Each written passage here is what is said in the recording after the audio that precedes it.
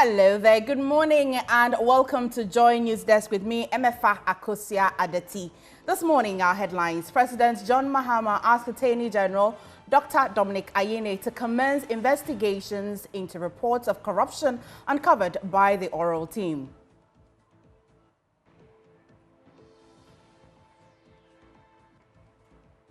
Also, Council of State elections taking place today. We'll hear from our men and women on the ground.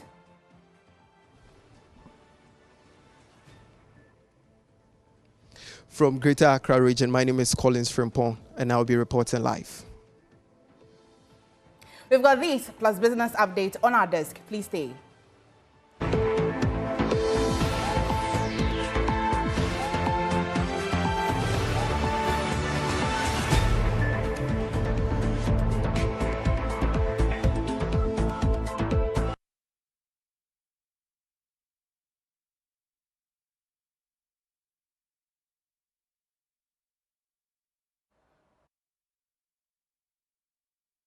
Many thanks for choosing us always. Now, this morning, the election of regional representatives to the Council of State is taking place across the country. Let's run you through the makeup of the Council of State, and it'll be rolling up on your screens now. Now, the Council of State elections and everything you need to know. Most importantly, Article 89, Clause 1 of the 1992 Constitution says the Council of State is to counsel the President in the performance of his functions, unquote, and goes on to constitute the membership of the Council of State. Says that appointments by President in consultation with Parliament: 1, a former Chief Justice; 2, a former Chief of Defence Staff of the Armed Forces of Ghana; 3, President of the National House of Chiefs. Goes on to say a representative from each region of Ghana elected by an electoral college comprising representatives from each of the districts in the region nominated by the district assemblies in the region, and a bit that is 11 other members appointed by the president. And this is where today our focus will be on. Now, let's see those who can contest for these persons that will be represented by the regions. Now, who can contest? Any registered voter who is a citizen of Ghana and of sound mind. It also it has a few more provisions as well. But let's go to our men and women, starting with Collins, who is in the Greater Accra region. But Collins, what's the update today? Have people turned out to vote?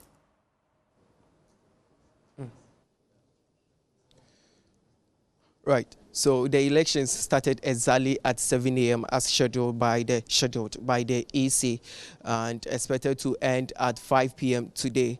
But as at 10 a.m., 58 people are expected to vote today, and as at 10 a.m., nobody has voted here. But in terms of security, the police service have put measures in place that right from the entrance to the center, the conference center where we are having the elections, everything is in place to ensure that security, peace prevails here. Nothing really is happening badly here. But some of the aspirants are here, and we also have the EC regional director here that we want to speak to before we speak to some of the aspirants here. Good morning, Mrs. Pinkra. Please, so far, what is happening here, and can you give us an update on the election so far? As you could see, we have mounted our polling station, and all the candidates and their agents are seated, but we are waiting for the delegates. None of the delegates have turned up, so we are waiting for them before we start. So far, do you have any hints on as to why we do not have anyone turning up to vote so far? Oh no, I don't have any clue about it. Voting is supposed to start from 7 a.m. to 5 p.m. so they can turn up at any time between 7 to 5 to vote. What are the rules? We know 58 people are expected to vote. Should all of them come and vote right now? What are we supposed to do? Are we going to wait till 5 p.m. or we are going to close polls?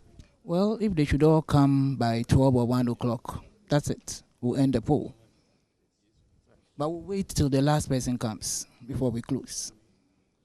So far, in terms of security, we know that sometimes when it comes to elections, there become some issues in terms of security issues. So far, are you happy with the arrangement so far? Oh yes, we are happy with the arrangement so far. I'm grateful to you. So, MFA, that's the Greater Accra EC Director, Mrs. Gladys Pinkra. But I have some of the aspirants here that you want to engage. But before then, at the Greater Accra election, the Council of State elections, we are expecting 58 people to vote, and we have 13 aspirants, and out of the 13, none of them is a female. All of the 13 aspirants are males here, and we have one person here that we want to speak to. Please, good morning. What's your name? Good morning. My name is Redeemer Wowi. I'm the number 3rd on the ballots.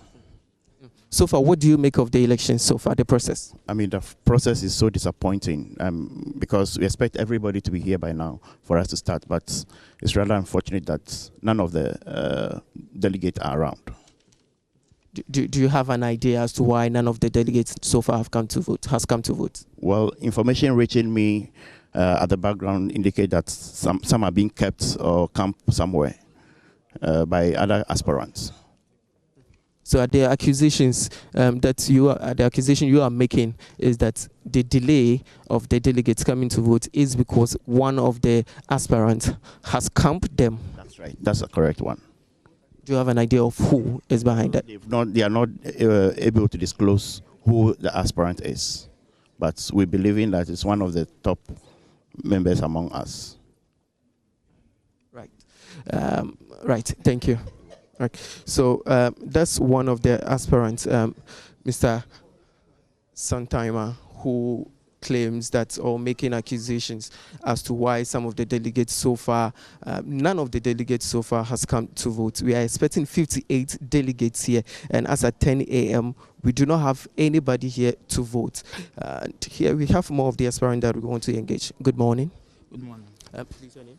My name is Albert Bokitsin Agu. Albert, so far, what do you make of the process so far? It's going according to plan. I mean, elections are 7 to 5. There's nothing you can complain about. When it is 5 and they're still not here, that is when you can talk. 7 to 5, you're still in. They will come cast their votes. They will now emerge, and we'll go. So you are not worried about the turnout so far? 7 to 5. From now to 7, 58. They can vote in 1 hour. So the process is going on smoothly. Nothing wrong with it. Thank you, Mr. Albert. Right. So, MFA, that's Albert, one of the aspirants, one of the 13 aspirants. So far, we have 13 aspirants in the Greater Accra region here, and we're expecting 58 voters. And out of the 13, as I stated earlier, none of them is a female here. We are here to engage more of the aspirants here. Good morning. Hello, good morning. Please, your name? I'm Summertime Kobiona Ampon. Summertime. So far, what do you make of the electoral process so far? I think some of us came here around 6, and we are still waiting, and the delegates are not yet in, so we are waiting for them. Yes.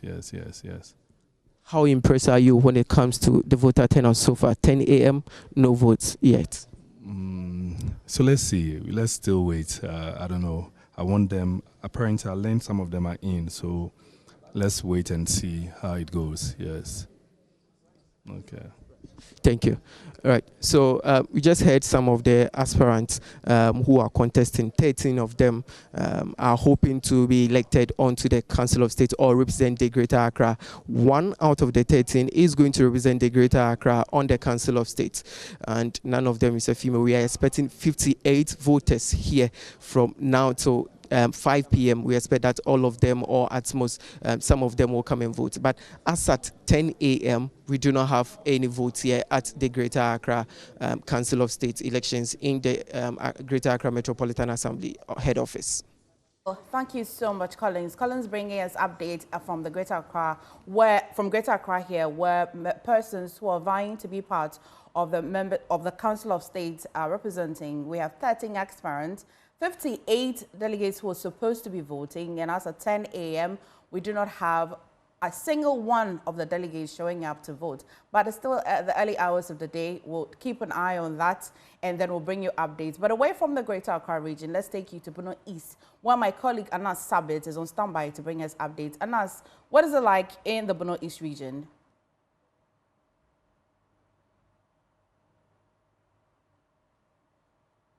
It's past 10 a.m. and voting is yet to commence here at the Bunchemim Hall here in the Tichiman, municipality or metropolis of the Bono East region. I am currently in the Bunchemim Hall where the Electoral Commission has mounted its, voting booth, and the candidates themselves are here in their numbers. What is quite unfortunate is that the delegates are yet to turn out to cast their ballots. You can see the EC officers are already seated. Voting materials are all in place. The men you are seeing in your shots right now are the candidates themselves, almost all of them seated. But there are so many empty seats in this side of the hall, and these are where the delegates are expected to sit before the candidates, engage them, and then the voting will officially commence as it is done. Anyway, it is quite unfortunate. The electoral officer here, who is the regional director of the Electoral Commission, Dr. Gabriel Deyebua, has been speaking with us moments ago, and he has been sharing with us how unfortunate the delay has been. I want us to quickly engage Dr. Gabriel Deyebua, who is the regional director of the Electoral Commission here in the Bono East region. Director, can you share with our listeners or our viewers why there seems to be a huge delay so far as the commencement of this particular exercise is concerned here in Bono East?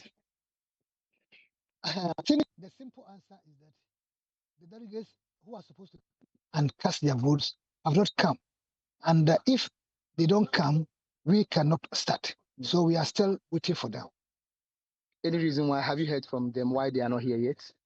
Not yet. We've called them individually. In fact, we made personal efforts to call them individually. And they all have the same response. We are coming. We are coming. Some told us they are coming more than 2 hours ago, and they have not arrived yet. So we don't know what is happening. There have been allegations that some of them were camped. Have you heard of this? Some candidates have camped these delegates. Are you aware? But I'm not aware of that. And what does the delay mean to you? I mean, you have mounted your equipments ready for this exercise. Yes, it means a lot to us because every election is time bound. And we have time to start and time to end. And we have a lot of activities in there. So if they delay, it means that they're going to put pressure on us. So the mere delay alone can create tension for the elections. So I'm not comfortable with delay. So this is the regional director of the Electoral Commission, Dr. Gabriel Deyebua, was sharing with us how the huge delay means the EC is going to be under pressure so far as this exercise is concerned. And we are hoping that these 22 delegates who are expected to turn out within the next couple of minutes or hours will chip in on time to, to cast their ballots. And we know there are 11 candidates from the notice of poll. All of them are here, and very soon we are hoping or expecting that this particular exercise.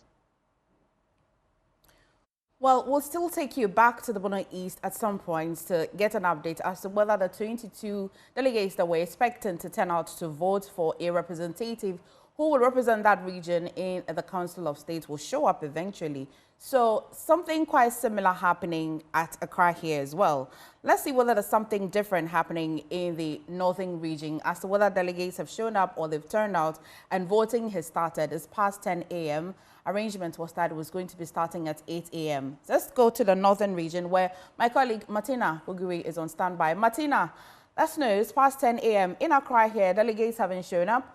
Bono East as well, delegates haven't shown up. Let's know what's happening in the northern region.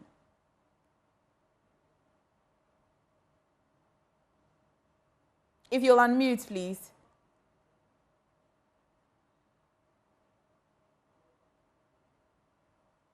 Well, we'll try and connect back to my colleague Martina to bring us updates for me. Yes, so if you can hear me, the northern region, they started the process around 8 o'clock, where 32 electoral college members were seated. We have 4 candidates vying for the position. We had 75-year-old Alhaji Mohammed Mumuni, 52-year-old Richard Andani, Nyande Abdul Rakil, 38, and then Adam Hussein, 33. These are the contestants who showed up to be voted for the Council of State elections in the northern region. At the end of polls, Alhaji Mohamed Mumuni, one-time foreign affairs minister who served in President Mills and Jerry John Rawlings's regimes, was elected the Council of State member for the Northern region. And so for the Northern region, unlike other regions that are yet to start, it is done and dusted, and they've all dispersed actually. So there's no one here right now. That was really, really quick. That was very, very swift. So we had 4 candidates that were vying for that position, and we have the winner for the day, Alhaji Mohamed Mumuni, you say, served as a foreign minister in the era of ex or late President Atta Mills, who have just been elected successfully. You say that the process lasted less than 2 hours. Yes, exactly. So, I mean, they were given 5 minutes each to speak to the delegates to convince them why they should vote for them. And so if you take that into consideration, they did about 20 minutes, and then the process began. So voting after voting, and then it was all sorted. We didn't have any hold-up. We didn't have any misunderstanding. It went smoothly, and so there wasn't any hitch that would keep them here. So within 2 hours, everything was sorted, and they have left. Right. I'll let you go then. Thank you so much, Martina. That was really quick. And so we have a representative from the Northern region who is going to be emerging or going to be representing the Northern region on or at the Council of State level, advising the president. Let's move away from the Northern region and go to the Bono region, where my colleague Precious Samevo is on standby. Precious, what's happening in there? If you can hear me, the Tunyani, the regional capital of the Bono region, is yet to start. The process has been delayed for hours. Only 24 delegates are expected in this particular exercise, with 10 candidates, one of them being female. A lot of party faithfuls are here. Top party executives from the regional constituency level are all here talking to few individuals. It is not too clear what exactly the discussion is, but let me bring in the regional EC director, Mr. Gajesberg, who joins me here. Gajesberg, thanks for joining us here on Joy News. Thank you very much. What has caused the delay? I don't think it's pretty something we need to hammer so much in terms of the elections not being able to start at 7 o'clock. Actually, the elections, the period for election is from 7 to 5 p.m. That's the duration for today's election. And per the regulations, when we are able to finish, or if all the delegates finish voting, we are obliged to count and declare the results. We are not to wait until 5 p.m. So I must establish this very fact from the onset. Now, we are set already by 7 o'clock. I was here with my team of officers, officials. We are set by 7. The security's presence is very, very enormous. You can see for yourself. And then all the materials are ready. But the delegates are yet to show now. So they are now gradually trooping in. So the delay has been caused by the delayance of the delegate, because if everything is set and those who are supposed to vote are not ready, we can't start the program. But do you have any idea why the delegates are delaying for hours now? Really, I can't tell. But from our platform, a lot of districts, when I checked about 10 minutes ago, had not even started voting. So I believe it might be a nationwide sort of thing, but I can't adduce reasons as to why the delegates have been shown up. But definitely some have started trooping in. So in some few minutes time, I believe we shall kickstart the program. But by way of information, Northern region, they finished the exercise, it has been declared. But the rumors out there is that some candidates are engaging the delegates, causing the delay. Are you aware of that? It doesn't come to my notice, or neither to my table. So I'm even hearing from you for the first time. But in past elections, and as I told you, some regions haven't started yet. So I can't foretell why the delegates have been shown up, but I know some have started trooping in. So very soon we will start the program. And it will not cause any... No, because it won't have any impact, in the sense that the voting process is supposed to start at 7 a.m. and ends at 5 p.m. So once we have this long duration of time, anytime they show up, but we want them to come in so we can keep the process on time, go continue to do our work, our various offices. Right. So we have to have time for them. But we have sent people around. Here, there are some people around, so we are just entreating them to poke in. But once you get a sizable number of, not a sizable number, once I get in and people are in there, you will start the program. Thanks so much. Thanks so much. So that was the Regional EC Director, Mr. Godisberg Esripi Young, telling us why the process has delayed. And I just heard one of his lieutenants calling the few delegates around to get inside the hall behind me, as you can see.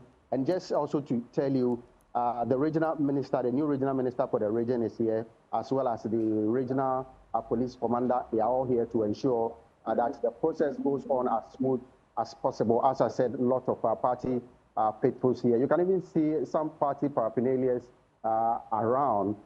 Clearly, it tells you the direction the exercise is going.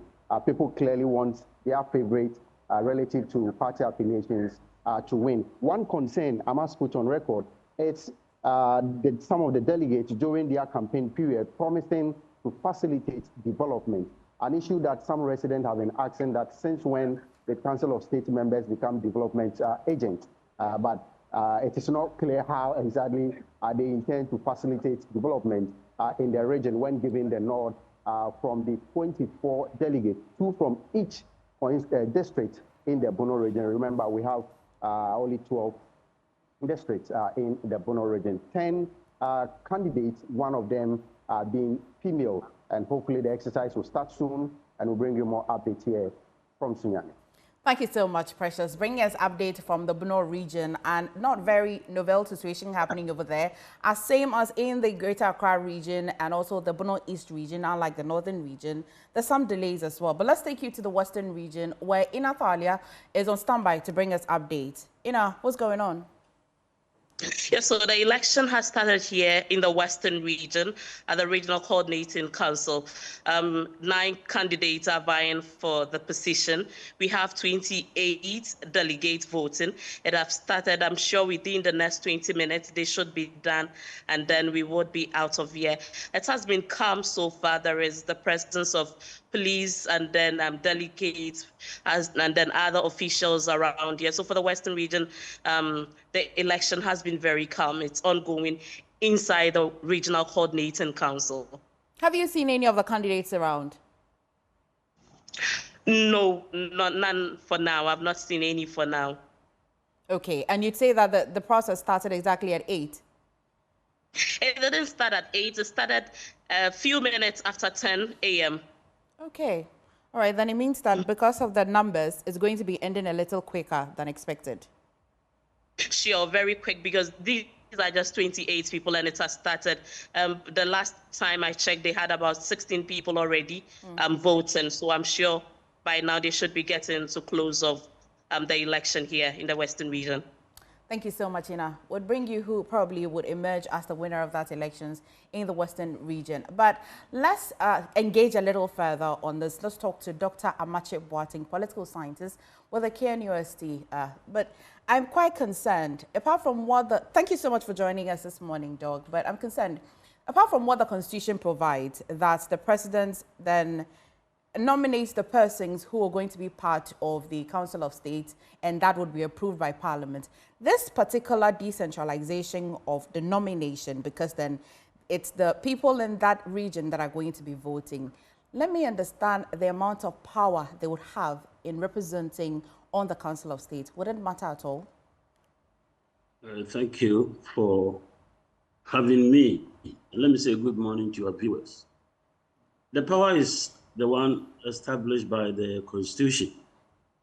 They are to cancel the president, and just that. And the president, of course, will listen to them and take his decision. So the issue of whether it matters has got to do with the understanding the framers of the Constitution had at the time, they inserted this segment into it. And we shouldn't forget about the fact that it's a major structure in the Constitution, having been attached so closely to the presidency. But then the crucial question is what you ask, what powers do they have? And I think we want to look at this power issue closely with, the cost of having them. Are we getting what we really desire to get? This counseling thing that they are supposed to offer, and then the president's, whether the president will take it or not becomes another issue. There's a current development in which we simply don't have the structure in place, and the president, given the exigencies of the time, the current president, President Mahama, has simply gone ahead to put together his team. And then they have gone through parliamentary engagement, and some of them have even started work. Right. Does it matter? And so these are issues that I think generally we want to discuss, as Ghanaians, and make a determination as to whether we want to spend the money that we spend on the Council of State. But then the model, this particular model of having a Council of State, I like to believe that, comes from the traditional system of governance that we have in place. The Council of State at that level has power, they are autonomous, and they can bring pressure to bear on the chiefs as and when necessary. You mean the ones that have been elected, or the entire Council of State? No, the traditional one. I'm looking at the traditional one. Right. Out of which this model might have been picked. Because the way I see, I think the framers of the Constitution picked the idea from our traditional political system. Right. Which really, consistently have this body that works closely with the chiefs, with the kings, over the centuries, and the system work, to keep us alive to keep us alive to date. But then comparing this, the current one, the modern one that we have in the Constitution of the Fourth Republic, to that of the traditional system, this one lacks power. This one lacks the ability to constrain the president on crucial issues. For example, President Nana Addo allowed gold to be mined in the forest, something that the traditional system prevented. Traditionally, we didn't allow people to mine in the forest. We kept the sanctity of the forest, river bodies. And Nana allowed it, in spite of the fact that, he operated with the Council of State. So I think the time has come for us to really, make this sort of inquiry, ask questions, and find out whether really this body is anything to go by. But then there's a segment that is crucial, those that have got to do with the former Chief Justice, former military bosses. In those areas, if indeed the president is mindful, then he would definitely need the counsel of these people in his engagement with those bodies. Whatever counsel they will give will be crucial. But once again, they will only be giving counsel, given the fact that the president is an executive president empowered. It just begs the question of results and realistic results that we're hoping to achieve, as you have just mentioned, because the Constitution provides for specific persons. Then it goes on to say that each person also from the region represented, assuming that there is a situation where they have to advise, do you not think that per person's position that he held previously and being part of the Council of State would influence any form of decision making? That has been, one of the challenges. Because, for example, when you just took us through the reports, the gentleman who won in I think, in Tamale, yes, is someone who is an NDC activist. And so ordinarily, you don't expect him to be able to hold his own on an issue he thinks that should move in a different direction, assuming President Mahama were to take a decision as to whether we should allow mining in the forest. Right. And some such people are there. Are they going to be able to muster the courage to insist on, the understanding, the time-tested understanding, which have kept the sanctity of the forest over centuries. So I think in the same way that, I don't know, there's one thing let me just mention that, because the traditional system operates publicly. And so when they are so opposed to a position that the president takes, they are allowed to go public, to let the public know. The current Council of State doesn't. And that is also, to me, an issue of great concern. Right. So there are times when the public picks on the Council of State without necessarily knowing that they might have made significant inputs, but then the president simply didn't take it. I'll use the example of mining in the forest. Did the Council of State keep quiet? Were they consulted? What was their position? What about, mining in rivers? And this whole issue of fighting galamsey, what was the position of the Council of State? Very well asked, so Doc. Very well we are asked, going into a constitutional review, and I think some of these will have to be reviewed. If indeed we need a Council of State, we need some sort of power. Right. Thank you. You should be able to. Thank you so much, Dr. Amachi, who has just been giving us some education on the core responsibility of the Council of State as the Constitution requires. Now, moving away from that, by now you know that President John Dramani Mahama has directed the Attorney General and Minister of Justice, Dr. Dominic Ayine, to commence immediate investigation into the reported complaints of suspected corruption through the Operation Recover or Loot, what you know as Oral Committee. Now, the directive follows the submission of a report detailing financial malfeasance and misappropriation of public resources uncovered by the initiative. Here is Maxwell Agbagba with more on this.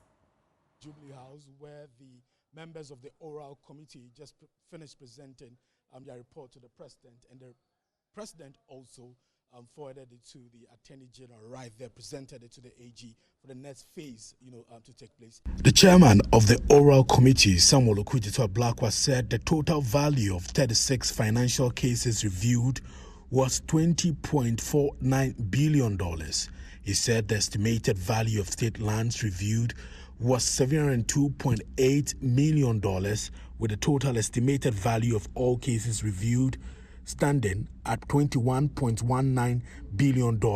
President John Mahama presented the report after receiving it from the Oral Committee to the Attorney General, ordering him to launch immediate investigations and prosecute those who be found culpable in the Operation Recover or Loot report, as he warns that Ghana is no longer a ground for corruption. Make for sober reading. They reveal the scale of financial leakages that have cost our nation dearly. Resources that should have been invested in education, healthcare, infrastructure, and social development. But they also offer hope that through our collective efforts, we can reclaim what is ours and deter future acts of economic sabotage. As we receive this report, let me assure the Ghanaian people that the work does not end here. The recommendations of the report will be carefully studied, and where legal action and investigations are warranted, they will be pursued without fear or favor. Well, let's explore this further and speak to Nana Ejeba for Ewa. He is a lawyer and MP for Mensha South. Good morning and thank you for joining us. I'm certain that you have seen the numbers, the figures, and the concerns raised by Ghanaians as well, and especially the report that has been presented to the President, who has in turn also presented it to the Attorney General. I'll take your initial comments first. If you can hear me, kindly unmute.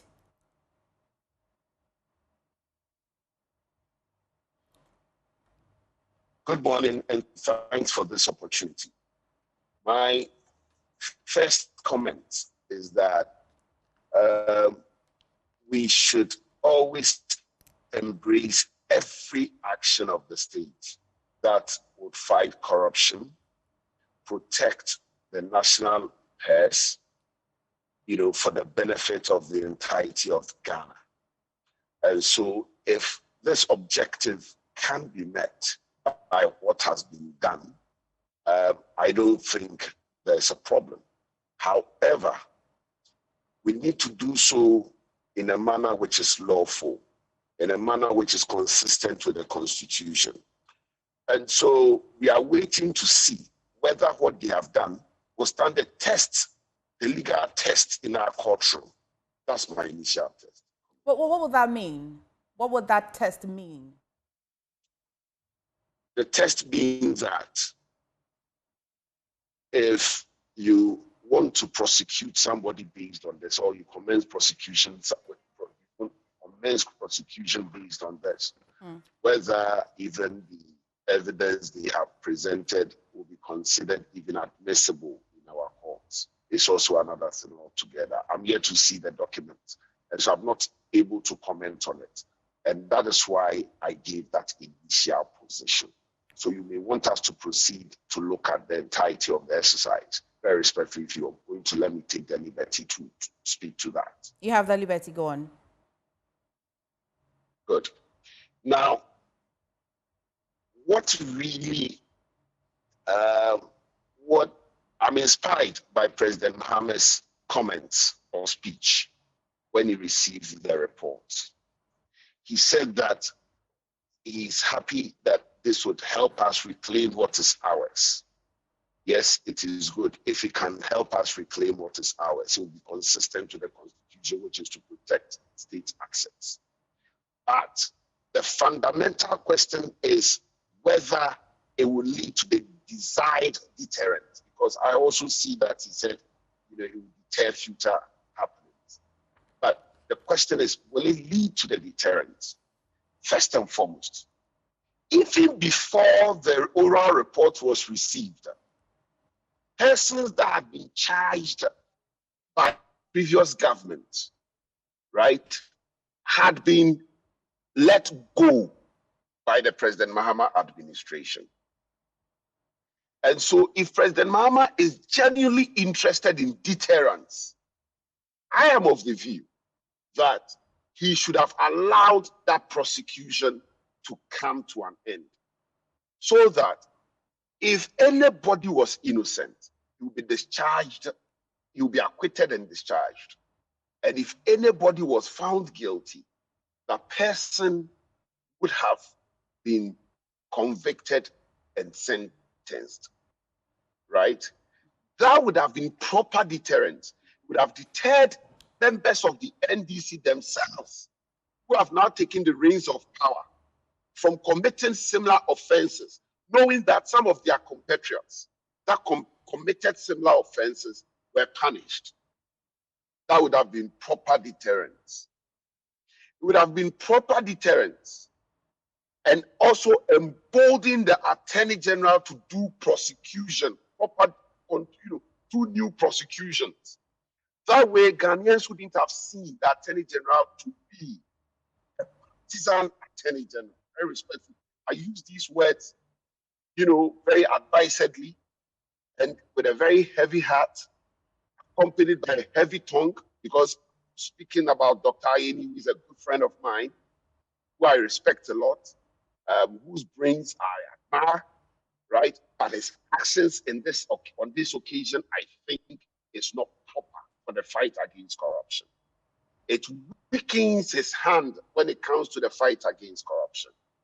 And I don't think that it casts the government as sincere and in terms of its quest to fight corruption. And so people are seriously questioning the People are seriously questioning the government's sincerity. Let's stay on that for a minute. We have heard from Manasseh Azuri, who I respect a lot when it comes to his reports and investigations in terms of the fight against corruption. I respect him a lot. And so for you, the Attorney General discontinuing these 7 cases, which because of time we may not go into, and proceeding to want to investigate the suspected cases, especially the 36 cases that the oral committee has drilled down to, will amount to him not being what? Not administering justice fairly because they discontinue the 7 cases? It would amount to the Attorney General being seen by Ghanaians as not being sincere in his quest to fight corruption. What if they investigate these 36? What if they investigate these 36 cases, drill it down, find them culpable, and it turned out with hard evidence that these people were found guilty? Would that still mar the outcome of the results? Ghanaians will see him to be a very partisan attorney general who only goes after people who are not members of his party. And now what it would mean is that Ghanaians are going to look at the NDC's membership as an immunity against prosecution. So long as you are a member of the NDC, you will not be prosecuted by the Attorney General. Am I saying so? Look at the case of Dr. Siama, Johnson Siama, for instance. In the case of Dr. Dufo and 8 others, he was an accused person in that matter. He is the only one he's the only one whose charge was withdrawn. He was the only one whose charge was withdrawn. One of the charges against him is conspiracy. Right? Now, is he saying that, yes, he cannot conspire with the others? If he couldn't have conspired with the others, why is it that those against whom the charge of conspiracy was leveled against, together with Dr. Siama? Why is that those people are still standing trial? People are asking why. You see, Dr. Dufo are saying that Dr. Dufo is there because he contested President Mahama. So President Mahama is peeved because Dr. Dufo contested him. So people are saying, that's what I'm saying, that's what I'm hearing on the street. The Siama has been withdrawn, and all cases against NDC supporters have been withdrawn. High-profile NDC supporters have been withdrawn because they are NDC. The Attorney General just exercised. Do you not think the Attorney General just exercised a power that is given to him by the Constitution by entering a noli prosequi? That question you would answer for me. But let's revisit how the complaints were received. Because the oral committee yesterday was saying that most of the complaints, in fact, 2,417 of them were from the public. How do you separate these ones from whistleblowers? How the complaints came? Do you think that it comes in any way that is the NDC party that is pursuing members that are not part of the government, especially because of they saying that they received most of these complaints from the public? My sister, the test for the Attorney General, right, is not who he received the complaint from. The test is who he goes after. If he goes after an NDC member, then we'll know that he's going to be a balanced Attorney General. If he decides not to go after an NDC member, but a non-NDC member, then clearly our suspicion is confirmed. And we need no further evidence. The evidence is there. The evidence is his filing of noli prosequi in the instances which you've already cited. The evidence is the filing of the withdrawal in the case of Dr. Johnson Siama. We don't need any further evidence. These 36 cases have not been investigated. In fact, we do not even know whether all of the persons that may stand accused will be NPP members. How do we arrive at this conclusion? I am saying that there is a proverb in Chi that says that agrobeyeda ifranopa. There is another proverb which says, for you to appreciate it very well, let me put it this way. You say you are going to banish death, but you've taken up the trade of selling caskets. The Attorney General says he's coming to prosecute matters of corruption, but he's the one freeing people who have been accused of corruption. The judgment is as good as mine. I need not elucidate further. He says he's coming to banish corruption, but he's now the clearing agent of people who have been accused of corruption. Will that be sincere? Well, the Attorney General has promised a subsequent addressing of the media and says that he'll be giving us clarity. In fact, the government spokesperson at the presidency has said that most of the allegations were mounted on frivolous, some of them were frivolous and very malicious. The Attorney General says that he was going to be addressing the media and giving us an update. But we have read your article on that one, and we have also heard you today. As you have said, we'll see whether the evidences that will be adduced from these 36 cases will still stand the test of time in court. Many have actually even said that the Attorney General will be successful in these cases, especially we haven't actually put costing to how we're going to be pursuing these cases. But thank you so much, Mr. Nana Eje Balfour Ewa, for talking to us this morning. We'll follow you again in subsequent bulletins. But we'll go for a quick break. When we come back, business, please stay.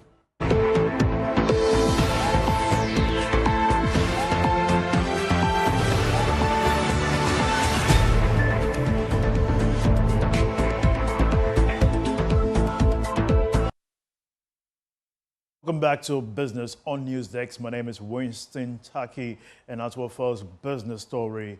Minister for Trade, Industry and Agribusiness, Elizabeth Ofosu-Ejare, has announced a decision to embark on a comprehensive valuation of the financial position of GIHOC distilleries. The minister made the disclosure in an interview with journalists after a short working visit to some key institutions, including the Ghana Free Zones Authority and the Ghana Enterprises Agency, to assess their operations. Here's more.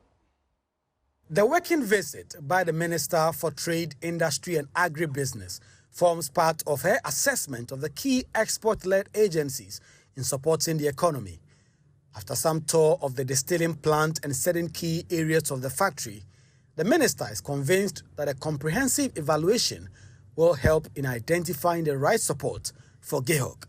To do a proper valuation of GIHOC, to know its financial health and where it is at the moment. But one thing I can tell you for sure is that Excellency John Dramani Mahama is committed to making sure that all our industries are up and doing, and whatever assistance we need to give them to thrive, we are willing to do that. When we went around, you saw the installed capacity and what they are doing at the moment. They are producing way below average. So after the valuation has been done and we know the total health of this place, then we know what kind of help we will give. Obviously, the machines are old. The minister also visited some agencies under the ministry, including the Ghana Enterprises Agency and the Ghana Free Zones Authority. Speaking to welcome the minister, Acting Chief Executive of the authority, Dr. Mary Ewusi, declared commitment to work towards the government's quest to make Ghana the commercial hub of Africa. The Ghana Free Zones Authority, as an export-oriented investment promotion agency, we are committed to supporting the government's initiative to promote trade and investment and encourage economic growth. With your leadership and vision, we are certain that you will be instrumental in shaping Ghana's trade and investment policies, and we would rely on your guidance in managing the authority to draw in foreign direct investment and industrializing the country. The team therefore assured the agencies of all necessary support in their respective roles. Now moving on, it was a sweaty and rejuvenating moment at the forecourt of the Kumasi City Mall and through the principal street of Kumasi as students, Keep-Fit clubs, security personnel and other corporate workers joined hundreds of others at the 2025 edition of the Love and Ensura FM Fitness Walk. Sponsors of the event including Faith Homeopathic Clinic, H&H Company Limited, Premium Foods and Promasidor Ghana and Astrolinks International were astounded by patronage. There is more in this report.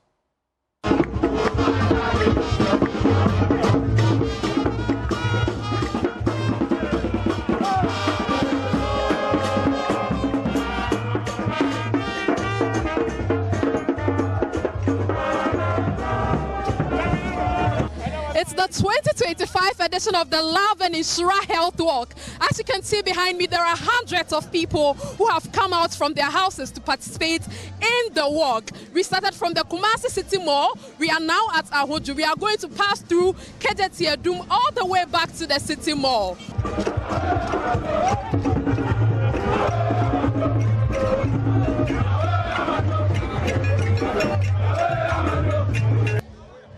My name is Kwesi Dawanka, and I am the commercial head for Premium Foods.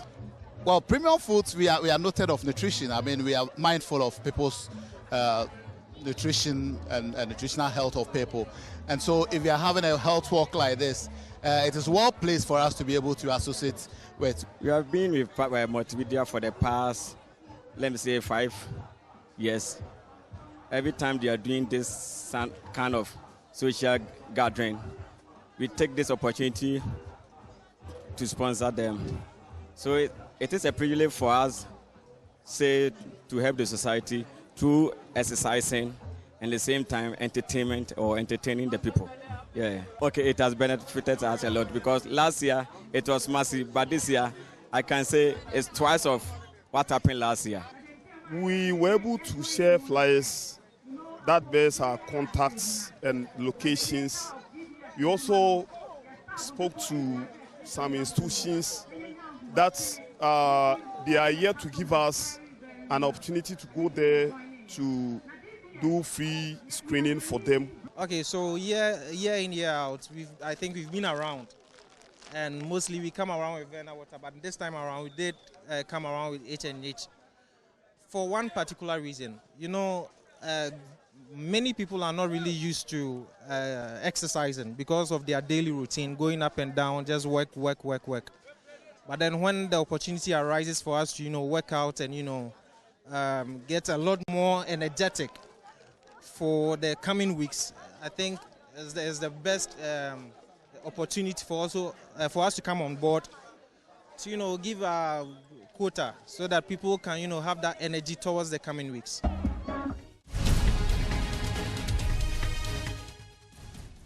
Well, update on the elections happening specifically for the Council of State. Over here in Accra, Albert Bokete Nawu, one of the 13 aspirants vying for the position here in Accra Council of State, has just withdrawn from the race. And my colleague Collins Frimpong is on standby. Collins, tell us what happened.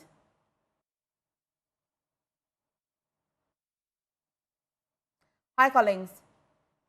Told that one person has withdrawn, and I have him here with me. Please, good morning once again. Your name again? Albert Bokete now. What's the decision so far that you've made? I have two reasons why I want to withdraw from the race. One is political. I have my senior colleague, who is Afite Agbo. I mean, I can't contest with a senior colleague like that. So I decided to withdraw out of it. I mean, when we were filing, I didn't see his name. So I decided to withdraw. Personally, too, he's a chief where in my traditional area. He's a senior brother, too. So I can't really be on the same. I mean, I can't contest my senior brother. So I think it's fair. I give my brother the push so that he will go later when he is done. He can also push me to get there. So that's my main reasons for pulling out. So are you saying that you only found out that he's contesting only today? Okay, when I saw the notice of pool, I saw his name actually. So I reached out, but he was busy campaigning. We were all campaigning. So when we all converged here, I told him, my brother, sorry, you are my senior colleague, you are my senior brother. You're also a chief. So what can I do? I will withdraw for you because I think you can do the job. So I want to push my brother. Right. Thank you. Right. So MFA, that's it. Albert Bokete Nawu, who was one of the 13 aspirants contesting for the Greater Accra Council of State elections, has withdrawn from the race so far.